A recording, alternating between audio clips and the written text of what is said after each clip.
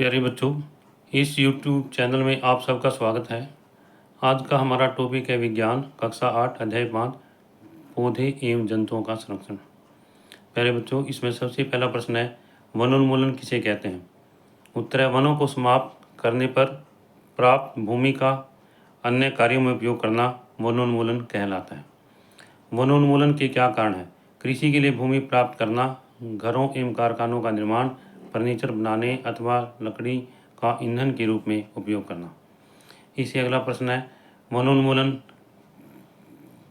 के क्या परिणाम हैं। इसका उत्तर है इससे पृथ्वी पर ताप एवं प्रदूषण के स्तर में वृद्धि होती है, वायुमंडल में कार्बन डाइऑक्साइड का स्तर बढ़ता है, वर्षा एवं भूमि की उर्वरता में कमी आ जाती है, भूमि पर पृथ्वी वृक्षों की कमी से मृदापरण बढ़ता है जिसके कारण भूमि की उपजाऊ शक्ति घटती है, इससे मरुस्थलीकरण बढ़ता है। जैवमंडल किसे कहते हैं। पृथ्वी का वह भाग जिसमें सजीव पाए जाते हैं अथवा जो जीवन यापन के योग्य है उसे जैवमंडल कहते हैं।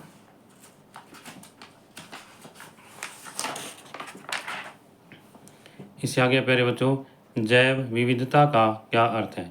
जैव विविधता का अर्थ पृथ्वी पर पाए जाने वाले विभिन्न जीवों की प्रजातियां, उनके पारस्परिक संबंध एवं पर्यावरण से उनका संबंध है। वन्य जीवन अभयारण्य वह क्षेत्र जहाँ जंतु अपने आवास किसी भी प्रकार के विक्षोभ से सुरक्षित रखते हैं।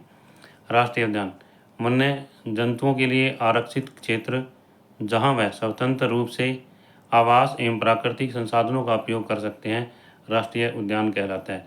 जैवमंडल आरक्षित क्षेत्र वन्य जीवन, पौधों और जंतु संसाधनों और उस क्षेत्र के आदिवासियों के पारस्परिक ढंग से जीवन यापन हेतु विशाल संरक्षित क्षेत्र।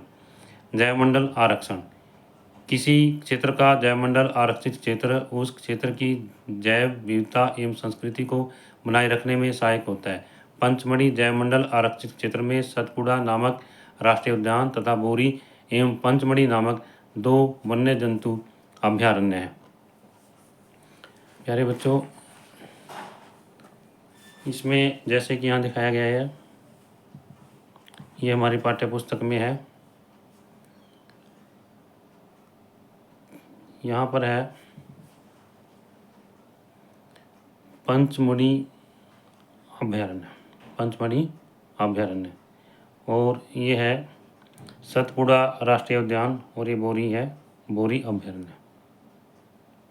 इस तरह से है प्यारे बच्चों पंचमढ़ी जैवमंडल आरक्षित क्षेत्र।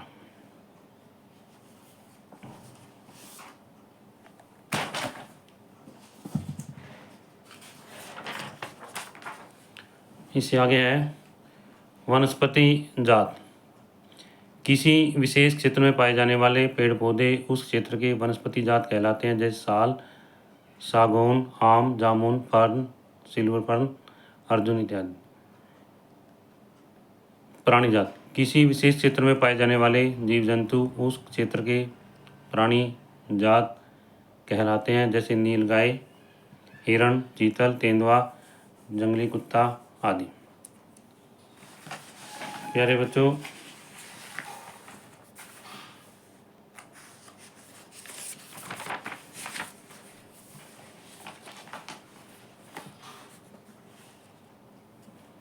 ये हमारी पाठ्य पुस्तक में है।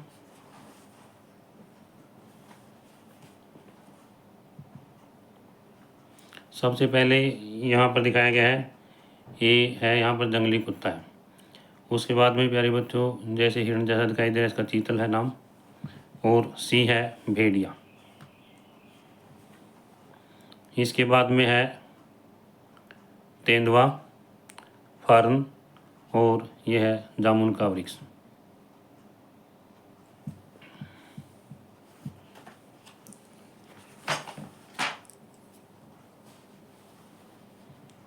विशेष क्षेत्रीय स्पीशीज या विशेष क्षेत्रीय स्पीशीज। प्यारे बच्चों, पौधों एवं जंतुओं की वह स्पीशीज जो किसी विशेष क्षेत्र या विशेष रूप में पाई जाती है उसे विशेष क्षेत्रीय स्पीशीज कहते हैं। जैसे पचमढ़ी में साल और जंगली आम विशेष क्षेत्रीय वनस्पति जगत का उदाहरण है। उड़ने वाली गिलहरी तथा भारतीय विशाल गिलहरी इस क्षेत्र के विशेष क्षेत्रीय प्राणी हैं। तो उसमें देखिए प्यारे बच्चों, यहाँ पर ये पाठ्य पुस्तक में दिखाया गया है, ये जंगली आम है यहाँ पर ये, और इसके बाद में है यहाँ पर ये विशैल गिलहरी है, और उसके बाद में है वन्य प्राणी अभयारण्य। आरक्षित वनों की तरह कुछ ऐसे क्षेत्र हैं जहां वन्य प्राणी सुरक्षित एवं संरक्षित रहते हैं। यहाँ वन्य प्राणियों एवं जंतुओं का शिकार करना व पकड़ना पूर्णतः निषिद्ध है तथा एक दंडनीय अपराध है।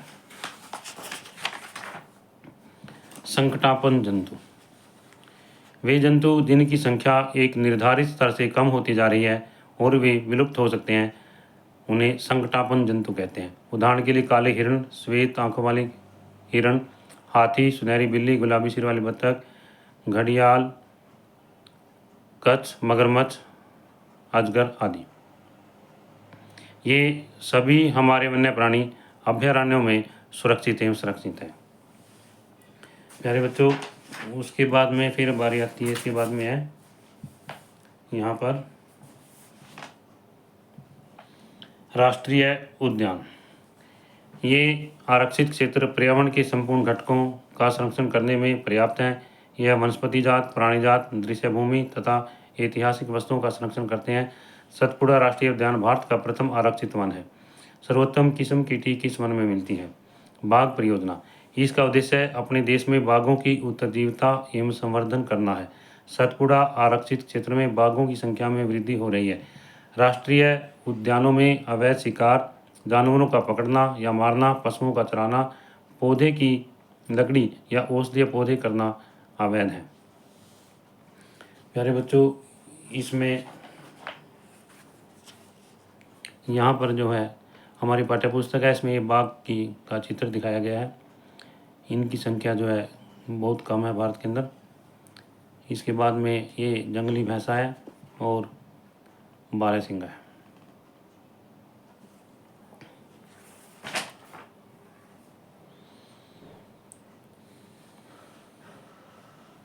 बाघ परियोजना, इसका उद्देश्य अपने देश में बाघों की उत्तरजीविता एवं संवर्धन करना है। सतपुड़ा आरक्षित क्षेत्र में बाघों की संख्या में वृद्धि हो रही है।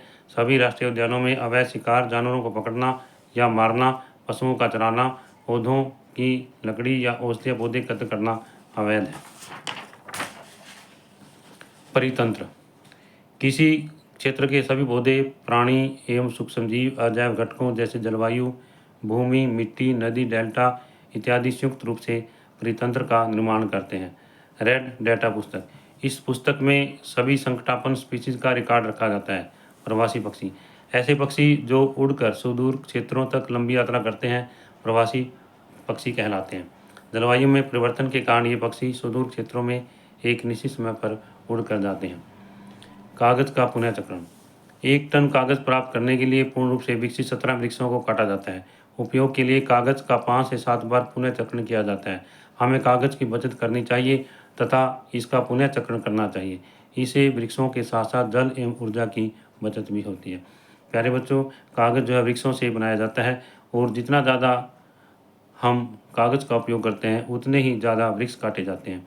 इसलिए हमें कागज की बचत करनी चाहिए और इसके साथ ही कागज का पुनः चक्रण भी करना चाहिए ताकि वृक्ष जो है कम से कम काटे जा सकें। पुनर्वन रोपण, काटे गए वृक्षों के स्थान पर नए वृक्षों को रोपण करना पुनर्वन रोपण कहलाता है। यदि वृक्षों को लगातार काटते रहे तो हमारे वन तथा वन्य प्राणी नष्ट हो जाएंगे। इसके लिए हमें वृक्ष लगाने चाहिए। प्यारे बच्चों, यदि यह वीडियो आपकी अच्छी लगे तो आप इसे लाइक ज़रूर करना और जो बच्चे इस चैनल पर नए हैं वो इस चैनल को सब्सक्राइब ज़रूर करना।